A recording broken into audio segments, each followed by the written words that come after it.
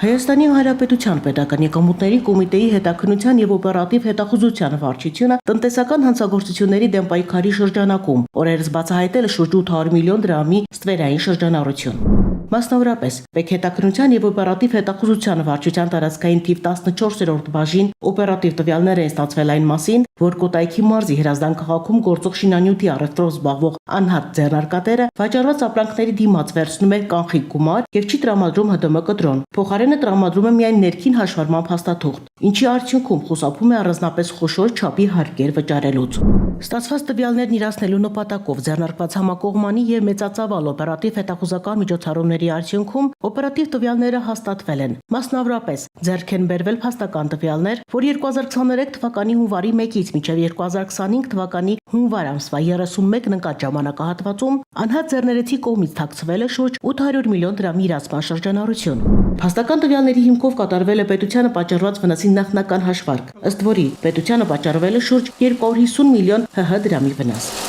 Դեպքի արդիվ հաղորդում է ներկայացվել Հայաստանի Հանրապետության քննչական կոմիտեի տնտեսական հանցագործությունների եւ մաքսանենգությունների քննության գլխավոր վարչություն, որտեղ նախաձեռնվել է քրեական վարույթ։ Հիշեցնենք, որ արկա իրավակարգավորումների համաձայն վաճառքից գանձված գումարների մուտքագրումը հսկիչ դրամարկային մեքենա պարտադիր է, ընդ որում նշված պահանջի պարբերաբար չկատարումը կարող է վկայել նաեւ Հայաստանի Հանրապետության քրեական օրենսգրքով նախատեսված հանցագործությունների մասին։ Ուստի ՊԵԿ-ը հորդորում է ձեռնարկատիրական գործունեությամբ զբաղվող անձանց ընդունել ի գիտություն օրենքի պահանջը եւ չկատարել ապօրինություններ։ Պետական եկամուտների կոմիտեի տեղեկատվության եւ հասարակայնության հետ կապերի բաժին։